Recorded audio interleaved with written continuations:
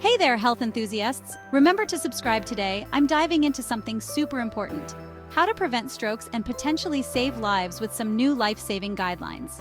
Did you know that stroke was the fourth leading cause of death in the US in 2023? According to the Centers for Disease Control and Prevention, over 500,000 Americans have a stroke every year. But here's the kicker: up to 80% of these strokes might be preventable. All it takes is better nutrition, regular exercise, and identifying risk factors early on. The American Stroke Association, a division of the American Heart Association, has released the first new guidelines on stroke prevention in over a decade. These recommendations offer fresh insights into who gets strokes and why, and they also introduce new medications that can help reduce risk. Here's the good news: the best way to lower your stroke risk is by eating a healthy diet, staying active, and not smoking. But let's be honest, maintaining these habits isn't always easy. According to Dr. Sean Duke, a stroke specialist at the University of Mississippi Medical Center, societal forces make it hard for us to stay healthy. Think about it: smartphones and cheap, unhealthy food are everywhere. Our world is stacked against us, he says. So what exactly is a stroke? Remember to subscribe. A stroke happens when blood flow to a part of the brain is blocked, or if a blood vessel in the brain bursts. This deprives the brain of oxygen, leading to potential brain damage, difficulty thinking, speaking, walking, or even death. Now, let's talk about how eating healthy can reduce your stroke risk. A healthy diet can control factors like high cholesterol, high blood sugar, and obesity. The American Heart Association recommends foods from the Mediterranean diet: fruits, vegetables, whole grains, and olive oil. Limit red meat and saturated fats.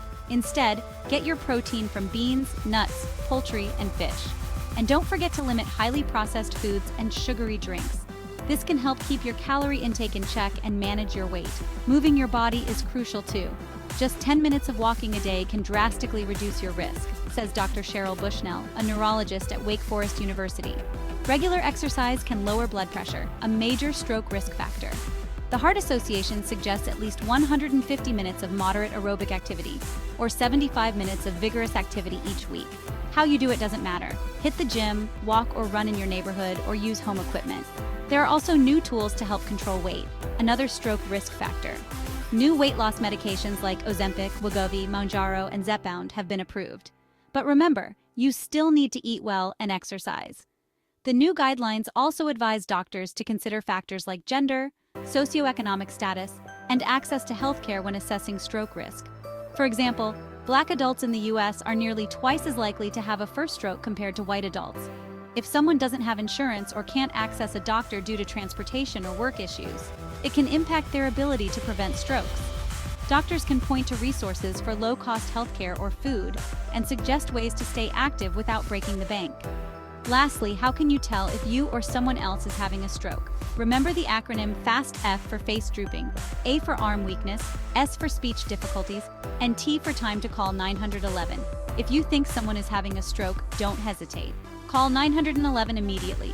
Stay healthy, stay informed, and take care of yourself. Prevention is key. Thanks for watching. Remember to subscribe.